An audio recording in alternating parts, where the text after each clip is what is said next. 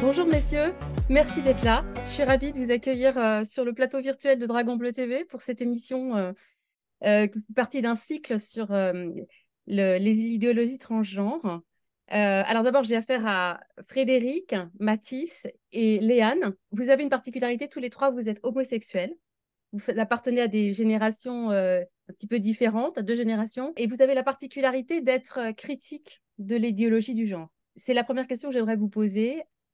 Comment s'est passée votre prise de conscience? À quel moment vous avez commencé et pourquoi vous avez commencé à vous rendre compte qu'il y avait un problème avec le T, devenait un T majuscule, un T de tyran totalitaire, et que ça commençait à poser un problème? Alors, je crois que, juste pour préciser, on est de deux générations différentes.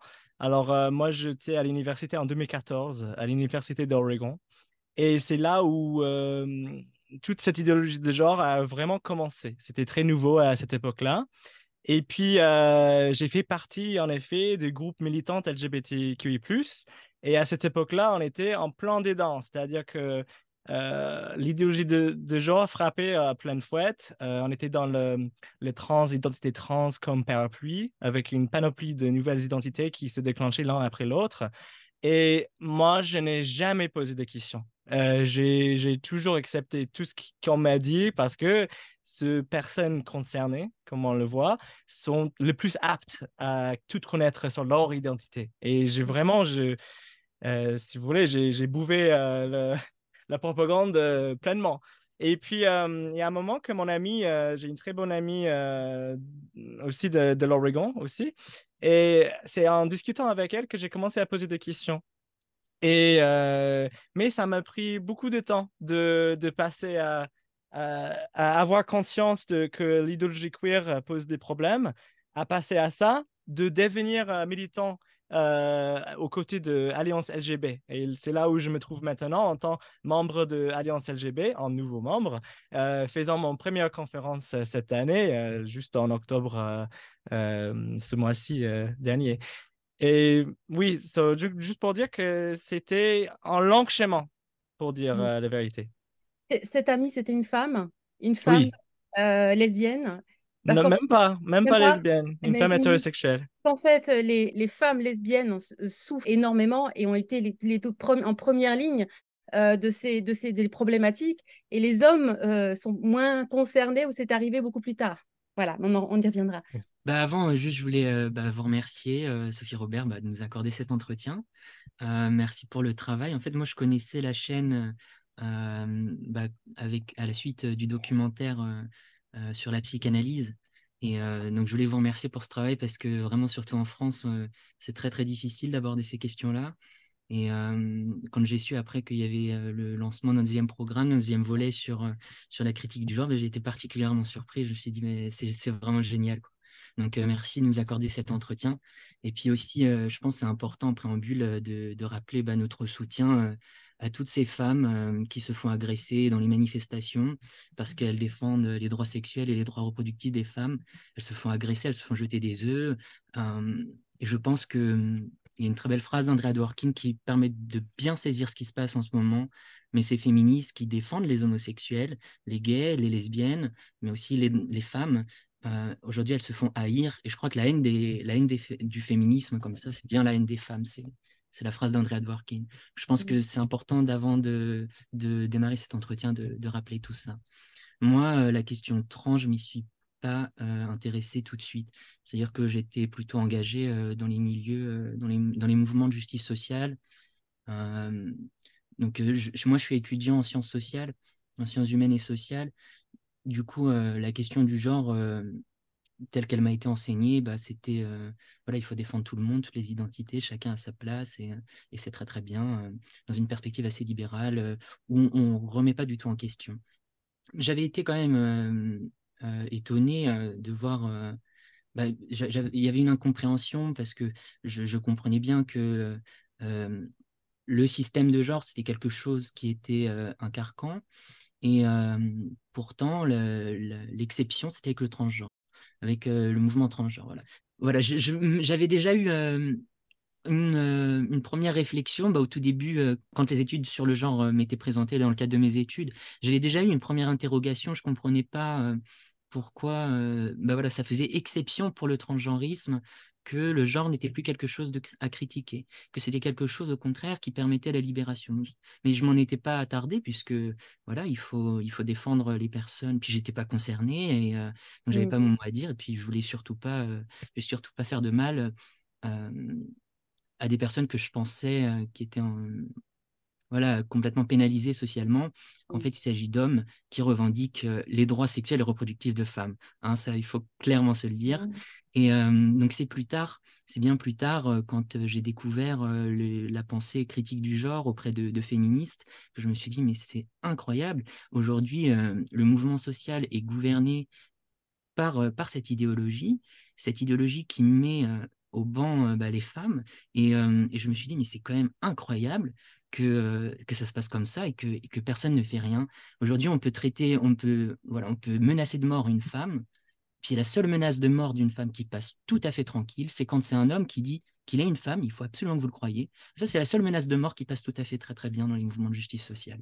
À un moment donné, c'est très très facile de dire oui, c'est très très facile de se taire. Et je ne veux pas faire partie de ça. Alors bien sûr, on a des petites conséquences dans la vie de tous les jours, c'est-à-dire on avait des personnes qui étaient nos amis, qui ne le sont plus. Mais ça fait partie du jeu. Hein. Ça fait partie du jeu. Je veux dire, on a peut-être une difficulté à avoir une réflexivité sur notre propre époque. On se dit, ouais, on fait partie, on est du mauvais côté de l'histoire et tout.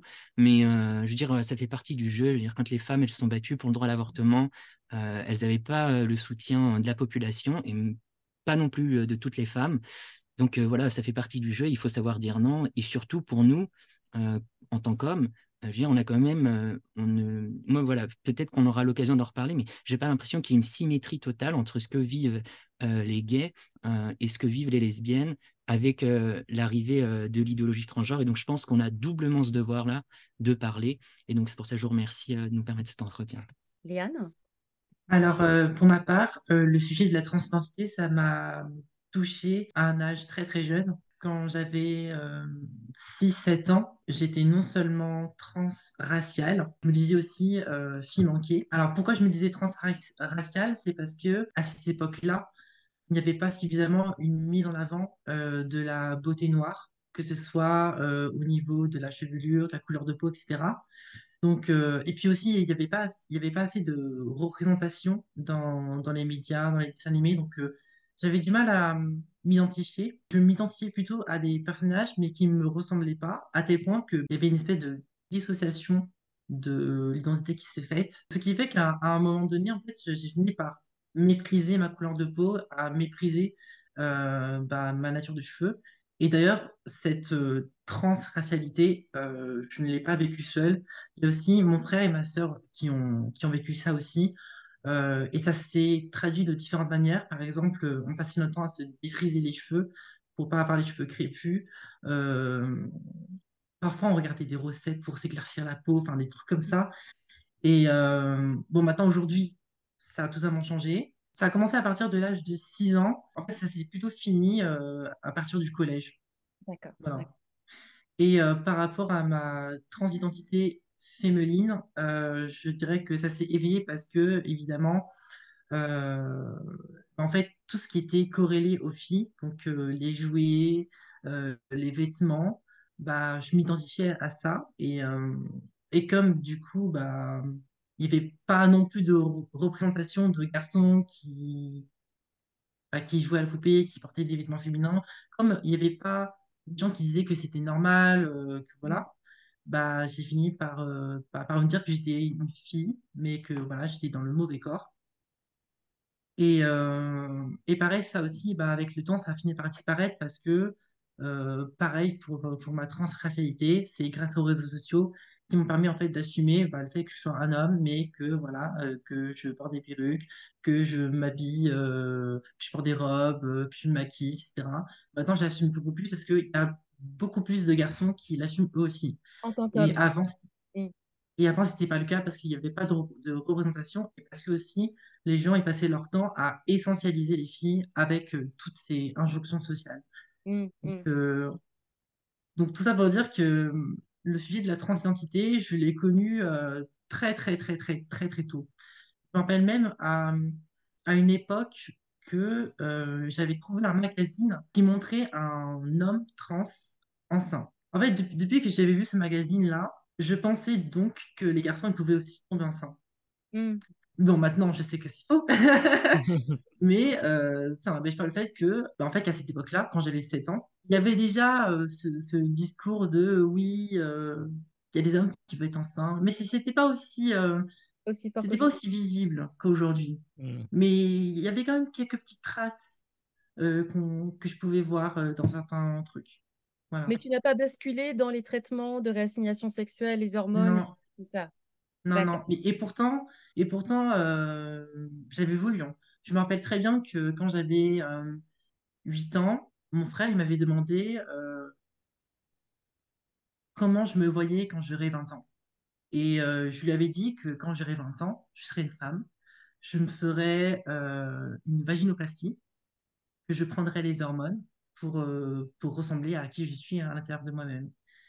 Et quand j'y pense, je suis content de ne pas être dans une famille qui est pro-transactiviste, parce que si j'avais dit ça aussi à mes parents, Mm. je pense à mon avis que là aujourd'hui, Mm, donc j'aurais transitionné, mais en plus j'aurais mm, regretté. mm. Mm. Pas par manque de modèles positifs C'est euh, ça, par rapport à la couleur de peau et par rapport au fait d'être un homme sensible qui ne correspond pas au canon de la virilité. exactement. Les gays et les lesbiennes se sont mobilisés pendant des décennies pour faire comprendre au reste de la population que être homosexuel, ben, quelque part, c'est normal, en fait. Voilà, que c'est comme ça arrive, qu'il y a un pourcentage de la Mm. population qui est comme ça, l'attraction pour le même sexe. C'est pas une perversion, c'est normal, c'est banal, ça arrive dans le monde animal, pareil. Enfin voilà, c'est quelque chose. Et finalement, bon, après des décennies de combats, il y a eu l'acceptation, le mariage pour tous, la reconnaissance de l'homoparentalité, et puis globalement l'acceptation de la reconnaissance que c'est quelque chose qui existe et qui doit pas être combattu, qui doit pas être voilà, ça c'est normal, voilà. Et au moment où cette acceptation, c'est pas chez tout le monde, hein, mais en fait globalement la majorité de la population a totalement intégré ces éléments-là, on a cette espèce de boom transactiviste qui arrive et qui inverse complètement les valeurs en disant on n'a pas le droit de parler d'attraction pour le même sexe, c'est transphobe. Qu'est-ce que ça vous inspire, ça? Oui, oui, pas du tout. C'est vrai que cette basculement, enfin, ça arrivait sans pour autant qu'on rende compte. C'est arrivé très rapidement. Je me souviens quand j'étais jeune et j'ai grandissé j'ai commencé à devenir fréquenter le comité homosexuel. Je savais déjà que c'était la vache sacrée. Il faut pas critiquer l'été de LGBT. Et c'est très curieux de se dire que tu vois, il n'y a pas pire que d'être qualifié d'une personne transphobe dans la communauté LGBT QI+. Et nous sommes dans une sorte de course où il y a certains groupes qui sont beaucoup plus stigmatisés que d'autres selon l'idéologie de genre. C'est qu'il y a des personnes qui sont plus victimes que d'autres. Et donc, toi, tu es juste un homme gay, cis. Et ça, il faut toujours rendre compte que toi, tu n'es pas le plus opprimé. Et il y avait toujours cet renversement de hiérarchie dès que j'ai commencé à militer. Dès que j'ai commencé à fréquenter des lieux homosexuels, j'ai vite compris qui a le pouvoir. Et c'était Mhm. pas moi. Et Mhm. c'était, bah, apparemment, pas les lesbiennes non plus. Et ça, c'est très curieux. C'est très curieux. Mais ça vient du coup inverser complètement les valeurs et les droits des personnes homosexuelles. Parce que c'est le mouvement, enfin, ils ont complètement vampirisé le mouvement homosexuel pour Mm. finir par imposer une terminologie, des valeurs qui sont inverses aux droits des personnes homosexuelles. Mm. C'est les conséquences. Aujourd'hui, sur les Euh, réseaux sociaux, on dit on n'a pas le droit de dire homosexuel, c'est transphobe. oui, On n'a pas le droit de parler d'attraction pour le même sexe, c'est transphobe. Ouais. l'attirance pour le même sexe, c'est en train de devenir transphobe ou d'être qualifié de transphobe. Je pense que la pire conséquence, la première victime de cette crise, c'est des enfants. Parce que là, on est en train de voir une médicalisation vive de l'enfance. Et on a aux États-Unis, on a 42 000 enfants et adolescents qui sont diagnostiqués avec des dysphories de genre. Et ça, c'est selon Reuters. Et c'est triple le nombre qu'en 2017. Donc, moi, je le vois, c'est ça la prise de conscience que j'ai eue. C'est quand j'ai compris que ça aurait pu être moi, que ça aurait pu que ça m'affecte et que moi, je le vois maintenant comme la bataille pour les droits des homosexuels du XXIe siècle. C'est-à-dire qu'il y a un renversement total de pouvoir. On a passé de gagner le dernier droit civil, hein, le mariage, que dans le coup, revoir la médicalisation de l'homosexualité. Et c'est très intéressant de voir comment on a passé de Alan Turing dans les années 50, qui était castré chimiquement pour le fait qu'il était homosexuel. On a passé de cette période sombre de l'histoire d'homosexuels, on était dans le placard, on était cachés, à une nouvelle forme progressiste de cet même phénomène de castration chimique, parce que c'est la même drogue qui sont utilisées et c'est le même effet. Et c'est totalement contradictoire. Mais ça vient de l'intérieur du mouvement même. Et c'est ça qui est le plus étrange pour moi. Et c'est très bien dit dans le documentaire Dysphorique, qui est disponible sur YouTube. Ils ont dit que peut-être il y a une sorte de honte institutionnelle parmi les psychologues, les psychiatries et le système médical pour cette faille, cette faute qu'ils ont fait pendant les années 50 de médicaliser l'homosexualité, qu'ils essaient de se racheter en faisant tout ce qu'il faut pour respecter. Ne surtout pas et tout accepter, ne surtout pas. Mais ça finit par aller exactement à l'inverse de ce que ça prônait. Comme n'importe quelle idéologie, quand c'est gonflé à outrance, c'est complètement décorrélé du réel, ça finit par se retourner complètement à l'envers, en fait. Parce qu'au lieu d'être dans l'acceptation qu'on peut être un homme, aimer d'autres hommes et être pas dans les standards des stéréotypes de la virilité, et tout va bien, c'est normal, il n'y a pas de problème. Eh bien, non, si tu te sens comme ça veut dire que tu es une fille. Il faut transitionner. Il faut te castrer chimiquement. Il faut mutiler ton corps. Je pense qu'avant, dans le système de genre, ce qu'on faisait, c'est qu'on imposait des pratiques sociales à un sexe. Et aujourd'hui, ce que fait l'idéologie transgenre, qui n'est pas du tout une idéologie transgenre, ça veut dire, ça évoque le passage d'un ici à un là. C'est pas du tout ce qui se passe, puisqu'en réalité, c'est une fixation de genre. On règle des pratiques sociales sur un sexe. Avant, on imposait des pratiques sociales à un sexe. Aujourd'hui, on impose un sexe à des pratiques sociales. Enfin, je veux dire, il n'y a pas de révolution. C'est exactement la même chose. Je veux dire, je pense à l'Iran. Moi, c'est un pays que je connais un petit peu. Personnellement, je connais un petit peu l'Iran. L'Iran, c'est le deuxième pays à faire le plus d'opérations de réassignation, d'assignation sexuelle. Oui. Et c'est le même pays. Parce qu'on n'a pas le droit d'être homosexuel en Iran. Exactement. Parce que aimer quelqu'un du même sexe, c'est dévier, c'est être trans, c'est-à-dire c'est dévier des normes de genre. C'est passer d'ici à là. Du coup, forcément, il faut se régler. Si tu veux aimer quelqu'un du même sexe que toi, aimer un homme, c'est une pratique de femme. Donc, si tu veux aimer un homme, il faut que tu changes de sexe. Voilà ce qui se passe en Iran. Et les homosexuels qui sont réfugiés en Turquie, eh ben, c'est ça, c'est la menace qui se pose à eux. Je veux dire, c'est incroyable. Et nous, on vient décorer ça. Dans les universités, on vient décorer ça. On n'a plus le droit d'avoir un discours critique vis-à-vis de ça. Je veux dire, c'est quand même incroyable. Et ça, en Iran, c'est à la hauteur de 4000 par an des homosexuels qui sont imposés une transition forcée. Mais je vois que c'est une contradiction alarmante. C'est que comment un pays avec, qui est si réactionnaire sur la question de l'homosexualité peuvent si facilement accepter la transsexualité. Ils sont dans le déni complet. Les transactivistes sont dans le déni complet par rapport à ces choses-là. Au Bangladesh, les homosexuels n'ont pas le droit de faire de Pride, mais par contre, il y a une trans Pride.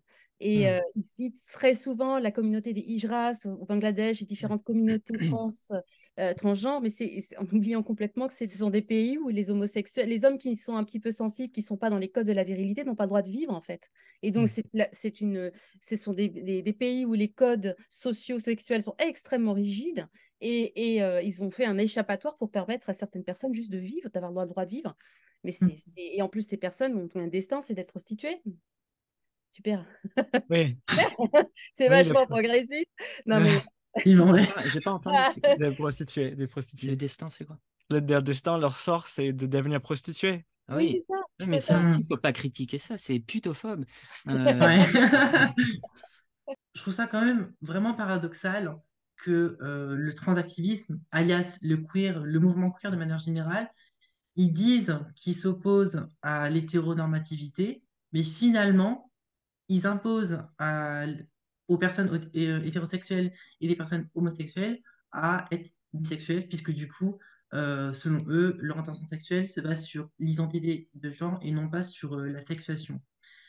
Et aussi, le deuxième paradoxe, c'est au niveau de leur drapeau. En fait, ils disent qu'ils sont pour l'abolition des stéréotypes de genre, mais quand on voit le drapeau bleu, rose, blanc, et que on comprend que le bleu, c'est pour les hommes trans, que le rose, c'est pour les femmes trans, et que le blanc, c'est pour les gens qui sont non-binaires, bah, c'est pas vraiment un mouvement révolutionnaire s'ils continuent à arborer ce genre de choses-là. Donc, Il ne faut que renforcer les stéréotypes. mais Simplement, oui, il l'impose à l'autre c'est le sexe, but. en fait. Exactement. Je pense que l'histoire des drapeaux aussi, c'est quelque chose qui montre à quel point on a passé de le drapeau arc-en-ciel classique qui sortait dans les années 70 à un nouvel drapeau que bah, personnellement, j'ai jamais été consulté pour voter pour ou contre. C'était imposé à la communauté. Et maintenant, ils se discutent même d'ajouter la parapluie des travailleuses de sexe Oui, sur le oui, drapeau. oui, oui, oui, oui.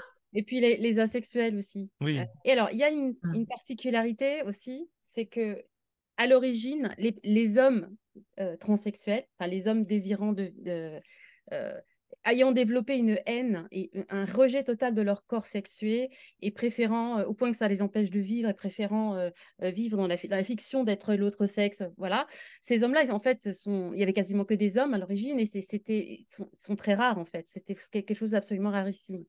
Et aujourd'hui, dans le mouvement transidentitaire qui est en train de happer complètement toute une génération de jeunes homosexuels, de jeunes autistes, de tous les jeunes qui ont pas mal ça touche à peu près n'importe qui aujourd'hui. Et il y a Mm. aussi des personnes âgées. C'est très particulier, c'est que les leaders du mouvement transactiviste sont des hommes transidentifiés femmes qui sont en fait des travestis en réalité. C'est pas des transsexuels, ce sont des travestis. La plupart du temps, ils ont transitionné vers 40, 50, voire 60 ans. Ils attendent la retraite, en fait, après avoir mené toute leur carrière en tant qu'hommes.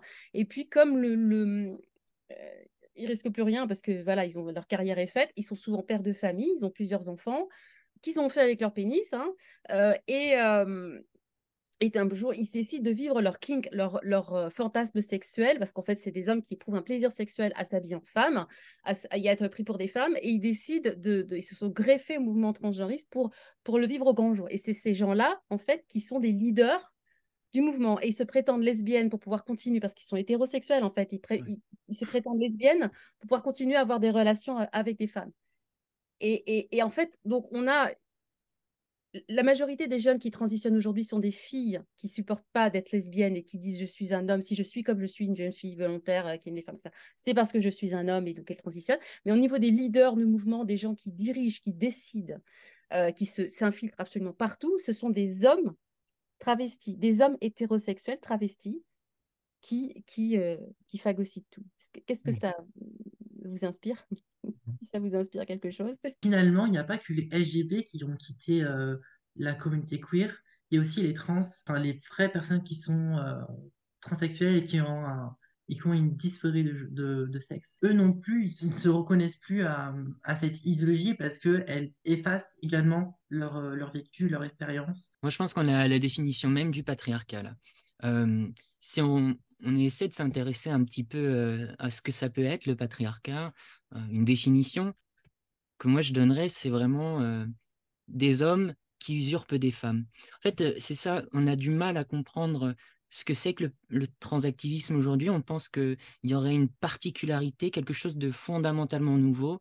Moi, je crois pas. Je pense qu'en fait, le transactivisme, c'est tout simplement la continuité, la cohérence logique du patriarcat. Le patriarcat, c'est des hommes s'approprient les fonctions sexuelles et reproductrices des femmes pour pouvoir assurer des bénéfices, comme par exemple leur filiation, le passage d'une matrilinéarité naturelle, c'est-à-dire les femmes donnent leur nom de famille aux enfants. Et par exemple, si on prend la mythologie grecque, la patrilinéarité, elle a été mise pour pouvoir calmer l'ire de Poséidon qui n'avait pas été choisi pour représenter la divinité tutélaire d'Athènes. C'est Athéna, une femme qui a été choisie, et du coup, un homme, quand on lui met une limite, c'est impossible, c'est insoutenable pour lui. Et du coup, moi, je pense vraiment on a la continuité même du patriarcat, des hommes qui s'approprient des fonctions sexuelles reproductives des femmes pour les revendiquer la filiation. Les hommes, ils peuvent pas produire leur fils. Donc ça, c'est un gros problème. C'est un gros problème que les hommes ne puissent pas produire leur fils. Alors on a fait par une fiction tout simplement de mots, une fiction discursive, comme on a tout le temps fait dans toutes les religions, euh, on a fait croire qu'effectivement, c'était les hommes qui donnaient l'âme de l'enfant. La femme, elle n'est que réceptacle. Hein, Jésus-Christ, c'est l'unique fils de Dieu. Marie, elle n'est que le réceptacle. Puis même d'ailleurs, toute la psychanalyse, elle est fondée sur ça. Hein. Exactement, exactement. Alors, je suis complètement d'accord. Mais justement, il y a un ferment religieux, en fait. Oui, c'est un nouveau visage du patriarcat, comme l'était la psychanalyse, une version très récente, enfin assez récente du début du siècle, quoi. C'est, c'est, pour moi, je le vois comme un mouvement sectaire et religieux. Ouais. C'est une modulation, des nouveaux habits pour des courants religieux, en fait. Personnellement, de mon expérience, étant donné que j'ai vécu dans une famille chrétienne, en fait, je me suis rendu compte que tout ce que j'ai fui dans le christianisme, je l'ai retrouvé dans le transactivisme. Et ça a été la raison de plus qui m'a poussé à quitter le mouvement LGBT, parce que comme les chrétiens, ils basent des choses qui n'ont pas de matière. C'est tout, enfin, tout est une question de sentiment, tout est une question de foi. À Mm. partir du moment où tu revendiques être une femme ou d'être un homme ou même d'être trans, bah, c'est bon en fait, c'est une réalité et il n'y a pas besoin de prouver davantage cette affirmation. Donc, euh, donc oui, c'est vrai que le transactivisme, il y a vraiment une dimension très très religieuse et très métaphysique. Donc oui, cette comparaison, elle est vraiment super. Ouais, moi, je suis vraiment d'accord avec ce que tu dis, Léane, sur il n'y a plus du tout de matière. Le monde, en fait, il n'existe pas, puisque, en fait, c'est le langage qui crée le monde. Quand on va un petit peu plus loin avec Judith Butler, et je pense qu'il y a pas mal de transactivistes qui ne seraient pas d'accord avec elle, mais c'est parce qu'ils ne connaissent pas jusqu'au bout les théories de Butler. Mais par exemple, les théories de Butler, c'est quoi? C'est la réalité matérielle, elle n'existe pas, tout n'est qu'un jeu de langage, et d'ailleurs, une oppression, on a juste à la désactiver en modifiant le langage. Hein. C'est notre rapport au langage, notre oppression, c'est pas des systèmes économiques matériels qui viennent effectivement déterminer ta vie sociale. Par exemple, j'avais bon, un de mes enseignants dans mon parcours qui disait, mais vous savez, en fait, je lui avais posé une question puisque voilà, il était à fond dans ces questions-là, peu tout le courant post-structuraliste Ouais. américain, post-moderniste. Et je lui avais dit, mais par exemple, une personne qui est victime de racisme, elle est victime de racisme parce qu'elle est noire. Et il me disait, mais non, je ne suis pas certain qu'en fait, il y ait une réalité phénotypique derrière le racisme. Et je lui dis, mais en fait, c'est ça qui est dingue, c'est qu'aujourd'hui, mais vraiment, est-ce que les transactivistes sont au courant puisque, enfin, pourquoi est-ce que ils sont pas prêts à admettre ça? Puisque s'ils admettent qu'effectivement le sexe, la réalité matérielle du sexe, eh bien, elle ne compte pas, mais il faudrait qu'ils soient cohérents et qu'ils disent qu'effectivement la réalité phénotypique, elle ne compte pas dans le racisme. Et que moi, par exemple, si je ressemble à un blanc, mais non, moi je subis le racisme parce que je m'identifie comme un noir. Et ça paraît absurde, mais je me dis, mais pourquoi est-ce qu'on n'a pas autant d'empathie envers Rachel Dolezal? Pourquoi est-ce qu'on n'a pas cette Exactement. même empathie envers Rachel Dolezal? Et par contre, on a toute cette empathie Faut envers des expliquer. mecs qui disent regardez, je suis une femme, je voudrais avoir des relations sexuelles avec d'autres femmes, mais je suis lesbienne, regardez, je suis tellement révolutionnaire.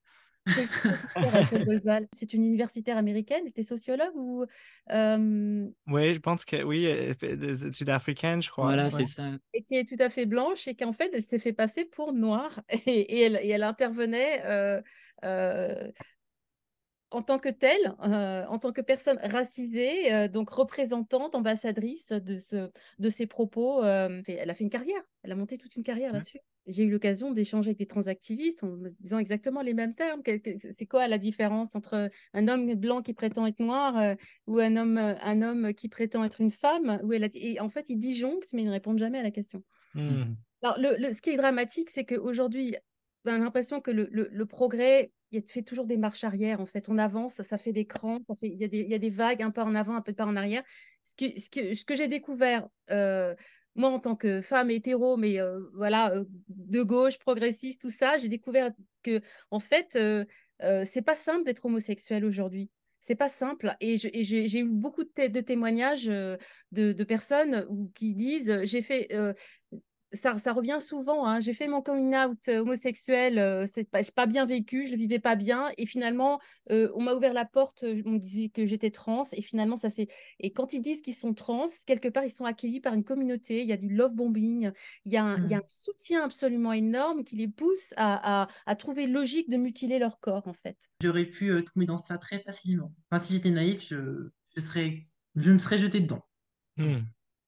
Mais heureusement, je suis partie plus tôt que prévu. Parce que si encore aujourd'hui, j'étais toujours dans le mouvement queer, je pense que j'aurais commencé à transitionner. C'est obligé.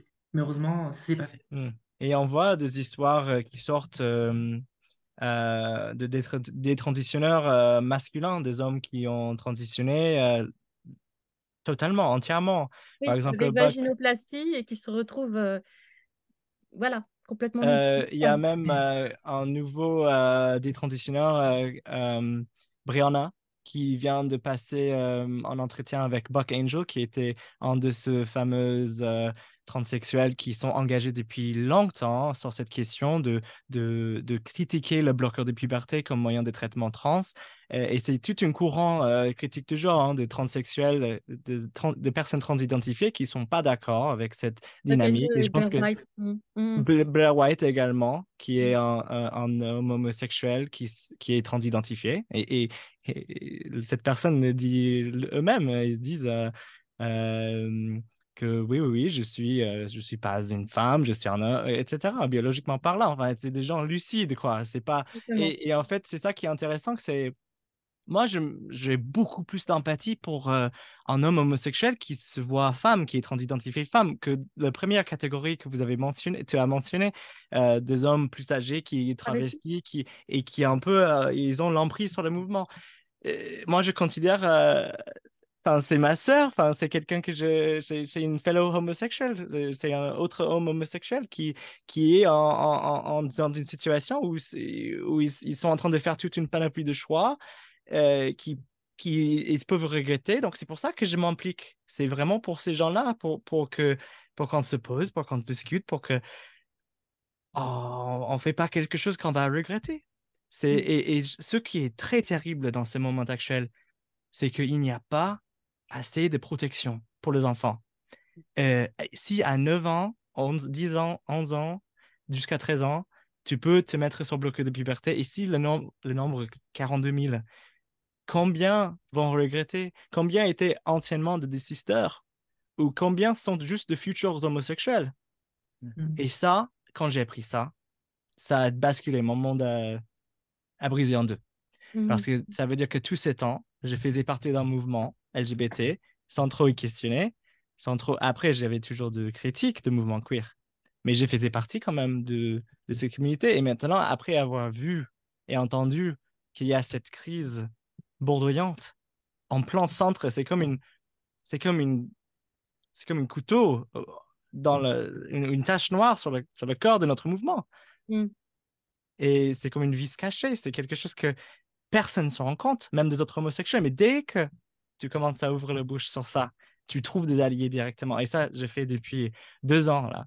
J'ai parlé avec 2 hommes homosexuels et je dis, avertissement, il y a un problème, nouveau problème, clignotant, des enfants mis sur bloc de puberté, de futurs potentiels homosexuels. C'est une crise. Et c'est pour ça qu'il faut absolument que les gens ils soient courageux à dire cette vérité. Et c'est vrai que c'est difficile à dire parce qu'on a peur de perdre des amis, on a peur parce que c'est un sujet sombre aussi. C'est très sombre comme sujet et c'est très complexe. Et il faut une sensibilité pour ces personnes. Et, et souvent, la première réaction que tu peux rencontrer, c'est que, ah, tu veux pas donner des armes à l'extrême droite? en critiquant ça. Ouais. Est-ce que les bloqueurs de puberté, ça produit des garçons qui vont avoir un passing féminin parfait, parce qu'ils ne vont pas passer par la puberté masculine, mais ils seront complètement asexués. Complètement asexués. C'est ça le plus grand dégât, parce que c'est ça qui est sorti dans l'entretien avec Brianna. C'est que cette personne, c'est un homme, donc je vais dire il n'a pas de fonction sexuelle. Du tout, zéro. Et ça, c'est un crime contre l'humanité. Ça, c'est un crime contre l'enfance. Et ça, c'est terrible. Donc, c'est ça la réalité qu'il faut qu'on s'ouvre les yeux. Il faut Et c'est une que... thérapie de conversion pour homosexuels. Ouais. Parce que Ouais. finalement, ça revient à stériliser et castrer les homosexuels. Bah, pourquoi Oui. est-ce qu'ils le font en Iran? C'est par charité. Mais ce qui est différent avec l'Iran, c'est qu'ici, c'est pas imposé.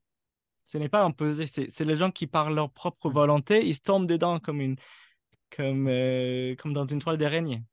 Oui, mais C'est... ça ne viendrait pas dans la tête des enfants s'il n'y avait pas des adultes Oui. qui leur envoient des messages. C'est ça, puisque Euh, quand on écoute le témoignage de ces personnes très très jeunes, les mots qu'ils emploient, on peut pas voilà, se demander, c'est des mots très puissants, on peut pas se demander que c'est pas des mots d'adultes. Bien sûr. Vraiment, quand on voit la complexité des mots qui sont utilisés pour décrire une expérience qui est relative au sexe, on peut pas se dire que c'est autre chose que les mots d'adultes.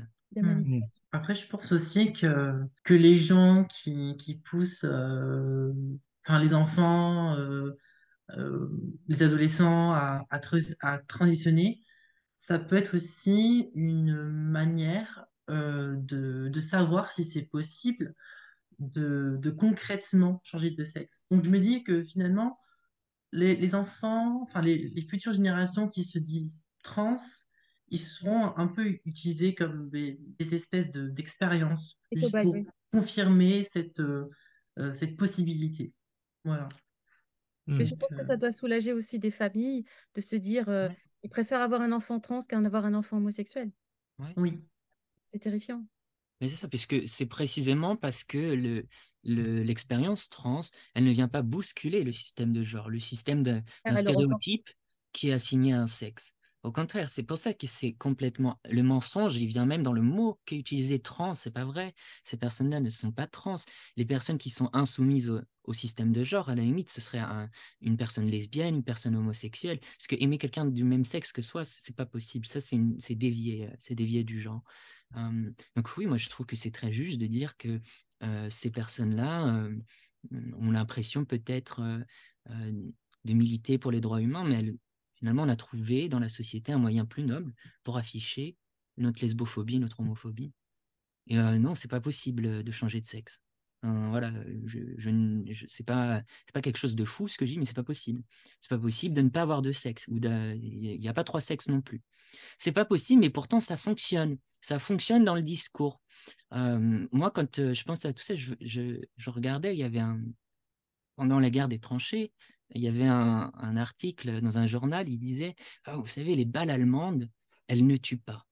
Les balles allemandes, elles ne tuent pas. Elles passent dans la chair de part en part, mais elles ne tuent pas. Hmm. C'est-à-dire, ça semble pas vrai. On le sait que ça ne l'est pas, mais ça fonctionne quand même. Ça fonctionne quand même. Ça, je me dis, c'est quand même incroyable. Et non, Ça c'est pas fonctionne possible sur de la changer durée. de sexe. Une mensonge répétée plusieurs fois finir par devenir la vérité. Et puis, il y a un effet de sidération. Il y a un effet d'imposer une idée qui vient lutter contre la réalité. Ça met les gens dans un état de sidération. Et il y a des transactivistes qui un peu, on a l'impression quand ils parlent, ils officient comme des prêtres. On dirait Hmm. que c'est des prêtres. Ils ont, euh, ils sont une espèce de toute puissance de l'irréalité, en fait, qui s'impose aux bêtes communs des mortels fascisants qui s'attachent à la réalité corporelle, matérialiste, tout ce qu'on veut. Parfois, les transactivistes, ils aiment bien utiliser l'exemple de différentes espèces, comme les mollusques, les reptiles ou les poissons, Et poissons, puisque ces espèces ont la capacité de pouvoir changer de sexe. En fait, ce qu'ils ne comprennent pas, c'est que, en fait, nous, on est des mammifères. Hmm. On n'est pas des mollusques, on n'est pas des poissons, on n'est on pas des n'est pas des reptiles, donc poissons. c'est pas possible. On ne peut pas changer de sexe. Et même les personnes intersexes, c'est pas autre chose. Ce sont toujours des mâles et des femelles, mais avec Des des Des variations. prédispositions Des supplémentaires. variations. C'est tout. Hmm. Et je vais être très critique de mouvements actuels intersexes parce que je viens de lire une sorte de communiqué Et ils se disent, ils se défendent l'enfant trans comme catégorie essentielle de l'existence, en disant qu'il faut les donner ce qu'ils se demandent, et ce qu'ils réclament un changement de sexe si tôt, il faut le faire. Et en même temps, ils se prononcent contre la mutilation des enfants intersexes, ce qui, moi Perfect. aussi, Une je soutiens contradiction absolument. absolue, absolue. Oui, oui, oui, oui. Et il y a une contradiction totale dans ces deux, parce que un enfant ne peut pas consentir au bloc de puberté. Ce n'est pas possible. C'est trop tôt de faire cette décision. Et ça, c'est de l'ordre de sens commune.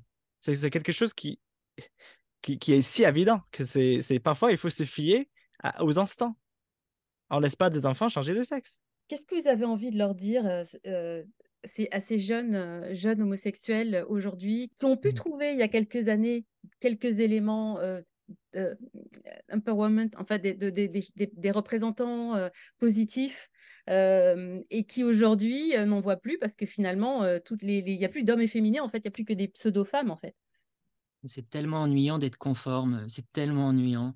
Moi, je pense que, il y a quelque chose de révolutionnaire dans le fait de ne pas être conforme aux stéréotypes sociosexuels. C'est quelque chose qu'il faut absolument revendiquer. Et je trouve que c'est très, très beau de pouvoir se dire, ben non, moi, je ne corresponds pas, en fait, à ce modèle patriarcal, à ce modèle complètement masculiniste voilà, qui fait du mal, mais à tant de personnes. Euh, Ces personnes-là, je peux comprendre leur souffrance et voilà, vraiment, je pense que j'ai pas le discours pour permettre à ces gens-là de se sentir bien, parce qu'aujourd'hui, je suis très critique de ce mouvement qui se passe, euh, qui est un mouvement mais d'effacement total du droit des femmes. Euh, je veux dire, c'est pas parce que vous vous sentez mal que vous allez pouvoir effacer le droit des femmes. Et moi, je serai toujours là, par contre, pour le dire. Je peux comprendre votre souffrance et je trouve que c'est terrible parce que vous vivez de l'homophobie. C'est terrible. Euh, Maintenant, je ne vous interviendrai jamais pour pouvoir effacer le droit des femmes. Parce que là, ce qui se passe, c'est exactement ça. C'est vous effacer le droit des femmes. Alors voilà, bien sûr, moi, mon discours, il est totalement inaudible de la part d'une personne qui se recherche, enfin, voilà, qui n'a pas assimilé toutes ces notions-là, surtout qu'on a tous ces mantras, trans women or women. Hein. Du coup, je sais que c'est complètement inaudible à l'heure actuelle. Quelque part, ce mouvement pseudo-progressiste valorise les mutilations sexuelles. Va rechercher ton moi profond, l'épanouissement personnel, mon vrai moi, à travers les mutilations sexuelles. Mm. C'est ça, c'est... J'en vois, en fait. Oui, il y a l'effacement des droits des femmes qui est énorme. Il y a l'effacement politique et culturel des lesbiennes qui sont soumises à des ateliers dans certaines conférences pour leur faire admettre qu'un pénis puisse être un organe sexuel féminin et qu'il faut absolument qu'elles aient des relations sexuelles avec des hommes transidentifiés, sinon elles sont transphobes. Mm. Euh, et puis, un petit garçon qui n'est pas dans les codes de la virilité, il doit trouver son épanouissement à travers la mutilation sexuelle. Je suis sans voix, quoi. Hmm. Ouais. Ouais, c'est surtout que c'est en train d'exploser. C'est en train d'exploser et que c'est impossible de critiquer. Et que si il faut vraiment le courage pour lever la voix contre ce qui est en train de passer. Et ça, c'est très étrange parce que pourtant c'est quelque chose de très évident d'un point de vue éthique et moral. Simplement, enfin, ça fait de la peine quand on pense à ces enfants qui vont euh, finir de ne pas avoir une fonction sexuelle à l'âge adulte et que c'est potentiellement de personnes non conformantes de genre et qui sont la plupart du temps non conformants de genre quand ils sont jeunes, bah, c'est des homosexuels ou des futurs homosexuels.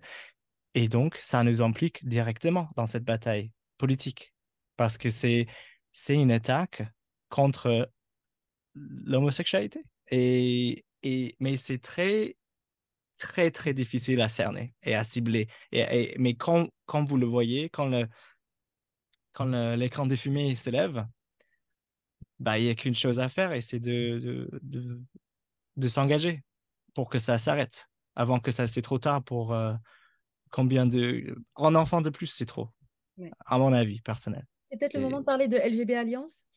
Oui, c'est une association qui est je dirais le plus grand, le plus important sur cette problématique. C'est eux qui ont commencé en 2019. Ils ont fondé leur charité et ils étaient attaqués en justice dès le départ. Ils ont gagné leur procès. Ils Une étaient attaqués. association anglaise, est-ce qu'on peut dire, c'est une Oui. association anglaise et qui est, au moins, elle s'est créée donc pour enlever le T des transactivistes et revendiquer les droits des homosexuels, droits pour le même sexe, etc. Ils ont été attaqués par Mermaids, c'est ça, c'était Mermaids, une Mermaids. association transactiviste qui fait du lantrisme, enfin qui cible les jeunes homosexuels pour les transformer, enfin soi-disant, enfin ils s'adressent aux jeunes trans, mais en fait, ils sont là pour convertir les jeunes homosexuels à la transidentité. Et ils ont attaqué, vas-y, le statut Ils ont été attaqués en justice à LGB Alliance sur le biais qui c'est soi-disant une organisation transphobe dans leurs propos haineux qui incite la haine. Alors, vous, on regarde Wikipédia et on voit ça directement. C'est que c'est pas très fiable ces informations, par Oui. contre. Donc, en fait, ils ont osé, l'Alliance LGB, ils ont osé enlever le T. Et c'est courageux. C'est Ils ont voulu courageux. attaquer en justice le droit de LGB Alliance de représenter les personnes homosexuelles. Oui, Et ils ont perdu. ils Et ont en fait, perdu. ce procès a fait, comme beaucoup de procès d'ailleurs, s'est retourné contre les personnes qui avaient intenté le procès et qui, eux, se sont retrouvés avec des soucis après. Maintenant, en Angleterre, tu as le droit de penser que le sexe biologique est réel. Chouette. Et c'est ancré dans la loi. Mm. C'est déjà une bonne Mais victoire. quelle folie, quelle folie. Enfin, bien sûr. Enfin, C'est fou. mais il fallait gagner ça. Donc, c'est le début d'une longue bataille. Je pense que ça va Mhm. prendre beaucoup de décennies là. Surtout que ça vient d'arriver en France. Donc, ça serait intéressant qu'on parle aussi de la contexte française. Mais l'LGB Alliance, c'est quelque chose, j'ai entendu de murmures de cette organisation, même aussi loin que quand j'étais à San Francisco en 2016. Et j'avais un ami qui m'a dit, ah, t'as entendu quand même qu'il y a une association qui travaille contre le bloqueur de puberté. C'est quoi le bloqueur de puberté? Ah, ils sont en train de... Ah, vraiment? Et ça m'avait outré, horrifié à l'époque. Et puis, ça avance. Petit à petit, il y a des graines de résistance qui sèment, il y a des conscientisation de la part des homosexuels que il y a quelque chose qui ne va pas dans l'arc-en-ciel. Il y a quelque chose derrière notre arc-en-ciel qui... Faut arrêter de se faire vampiriser par des transactivistes qui défendent des valeurs qui sont contraires aux droits des personnes homosexuelles. C'est Mhm. ça le truc énorme. Ouais, c'est une organisation anglo-saxonne, mais en fait, tout le monde peut y adhérer. Il y a une Mhm. représentation en France. Oui, Bah, en effet, les gens se regroupent, en fait, pour que les journalistes arrêtent de considérer que les transactivistes représentent les droits des homosexuels. Non. oui, malheureusement, je pense qu'il faut le dire quand même qu'il y a beaucoup de hommes homosexuels qui sont soit complacents avec ce qui se passe, soit ils sont pas au courant. Donc, soit ils ignorent totalement ce qui se passe, soit ils ont une petite indice, mais ils vont pas plus loin. C'était mon cas pendant 10 ans. Je savais qu'il y a quelque chose qui clochait, mais hmm, c'est un peu dur de regarder. C'est un peu dur à regarder. C'est un peu dur de regarder en face. Mais je pense que c'est une question politique fondamentale, finalement, et que ça implique directement non seulement les droits des homosexuels, mais plus précisément les gens qui vont être touchés par ce phénomène. Et c'est par empathie que nous engageons pour mettre fin à cette pratique de conversion. Parce qu'il faut le nommer comme il est. C'est une pratique de conversion des homosexuels. Et ce n'est pas des personnes qui peuvent consentir à ça. C'est des enfants. Même, même quand vous avez l'âge de 26 ans, votre cerveau est à peine développé.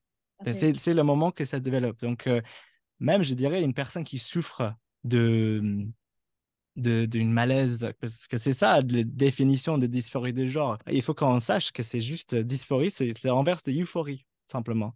Ça veut dire que tu te sens pas bien dans ton corps sexué. Alors, Et qu'est-ce qui cause ce malaise, si ce n'est le système de genre qui est revendiqué par ces mêmes personnes transactivistes? Exactement. Et au lieu de résoudre et de déconstruire le genre, il le renforce, mais en disant il faut prendre les autres références. Et en soi, il n'y a rien de mal de s'habiller en femme et de marcher dans la rue et de s'habiller de manière féminin. Qu'est-ce que ça veut dire, féminin ou masculin? Ça n'a rien à dire. C'est de construction sociale. Comme ils ont très tendance à dire ça aussi. Le discours est très flou. Mais en effet, il n'y a rien de mal d'être non-conformant de genre. Mais le personne le plus non-conformant de genre, c'est les homosexuels et les lesbiennes et le gay. Enfin, c'est parce qu'on est et on a du mal à dire ça parce que on est plus on n'a plus de couronne dans le mouvement. Même les Euh, queers, les mouvements les gens qui se revendiquent queer, en fait, aujourd'hui, il y a beaucoup de personnes hétérosexuelles qui vont adopter des codes un peu particuliers et des couples, par exemple, qui vont prétendre changer de sexe et tout ça, mais c'est des couples hétéros, hein, tout ce qui est le plus banal, oui, et, oui. et qui vont donner des leçons de queerisme aux homosexuels, quoi. En fait, c'est comme les travestis d'un côté, et des travestis hétéros, et puis les queers, qui ont beaucoup d'hétéros, viennent donner des leçons aux gays. Oui, oui, oui. Ça, et Ouais. c'est très étrange. C'est très étrange qu'on voit ça. Et en effet, je pense que le mouvement radical queer, c'est un mélange de différents courants politiques. Mais son fondement, c'est vraiment la réjection de tout type de normalité, euh, peu importe le prix. Si c'est des enfants qui sont mutilés, tant pis. Mhm. Si c'est des formes de S&M très tordues, tant Mhm. pis, vous êtes libre. C'est ça, ça serait mon critique de le mouvement queer et de la pensée queer. Et je ne veux pas le caricaturiser non plus. Mais je regarde précisément les conséquences de ce mouvement et cette forme de pensée. Et les conséquences en ce moment, à travers l'idéologie de genre, à travers ce mouvement transactiviste, est énorme.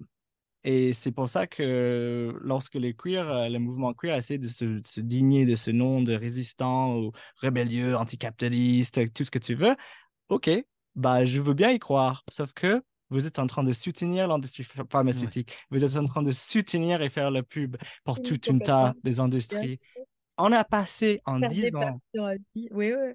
on a passé à 10 cliniques de genre dans l'Amérique du Nord à plus de 400 dans 10 ans. Selon le gendermapper.org, qui est une organisation de militantes et Mm. militants, qui ils appellent les cliniques de genre, ah, vous faites, OK, quel âge? OK, 9 ans, OK. Et après, ils notent, OK, clinique de genre trouvée. Et ils finissent par établir une carte de 400 cliniques aux États-Unis et de plus en plus chaque année. Donc, c'est un problème croissant, en effet. Mais vous êtes d'odieux fascistes, hein. Ça vous fait quoi de ce discours tellement binaire, tellement manichéen? Alors, vous n'êtes Ah pas ouais. d'accord avec moi, vous êtes fasciste. Vous êtes d'extrême droite, vous êtes fasciste. Non, j'ai toujours été de gauche toute ma vie. Toute ma vie. En fait, c'est marrant parce que ces personnes, ils font la promotion de la non-binarité, qui est justement un concept qui s'attaque au concept de la binarité. Mais finalement, quand on voit leur discours, leur façon de penser, bah, une façon de penser en fait, qui est très binaire, tu vois. C'est vraiment noir ou blanc. Il y a des jours où ça me fait rire qu'on me traite de tous les noms, qu'on me dise que je suis un monstre, que je suis transphobe, que je mérite de mourir, tout ça. Mais parfois, il y a des jours où ça finit un peu par m'atteindre parce que je suis quelqu'un qui est de nature très, très empathique et j'aime pas faire souffrir les autres. Donc, en même temps, ça me fait poser des questions, mais en même temps, je me dis, mais les problématiques actuelles sont tellement sérieuses, il y a tellement de conséquences à grande échelle. Enfin,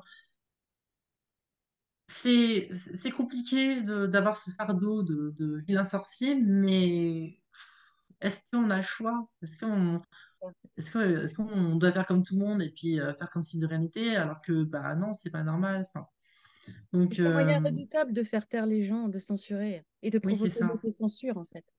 Ouais. Moi, je pense que, il faut inviter tous les hommes, qu'ils soient homosexuels ou pas, à, voilà, à se saisir de ces questions-là, parce que je pense qu'aujourd'hui, c'est pas forcément les personnes les plus touchées et que c'est peut-être plus simple pour eux de se taire, comme je le disais tout à l'heure. Et, euh, et puis voilà, quoi, il faut pas être lâche. À un moment donné, ce qui se passe, c'est dramatique. Ça remet en question le droit des enfants, les droits sexuels des femmes, le droit des lesbiennes, puis aussi les droits des homosexuels. Je pense que voilà, les hommes, ils doivent absolument parler, ils ont ce devoir-là. Mais moi, en fait, j'en ai que faire de savoir que je suis un monstre dans la bouche de quelqu'un qui est favorable au système de genre, au système de carcan, qui dit, bah toi, t'as ce sexe-là, et ben voilà, je t'offre ce destin-là. Puis si tu veux pas, et ben tu changes de sexe, on te le mutile, et puis voilà, ça y est, t'es bon, t'es dans les normes. Moi, je m'en fiche. Ça a pu m'atteindre, surtout que je suis dans une petite formation, on est 15, donc 15-20, donc voilà, je suis turf, tu vois. Euh, du coup, je Au comprends, club. ça peut être un problème, surtout enfin, si on veut plus tard avoir des expériences professionnelles dans l'enseignement. Euh, Moi, j'ai hésité à venir, euh, mais je me dis, en fait, non, Hmm. j'hésite pas, j'y vais, même un visage découvert, je suis Matisse, pas de souci, vous allez me jeter des patates, je m'en fiche. Moi, je suis content même, je suis content que, voilà, on fait pas partie de la même famille politique. Moi, je suis contre l'idéologie du carcan, vous êtes pour.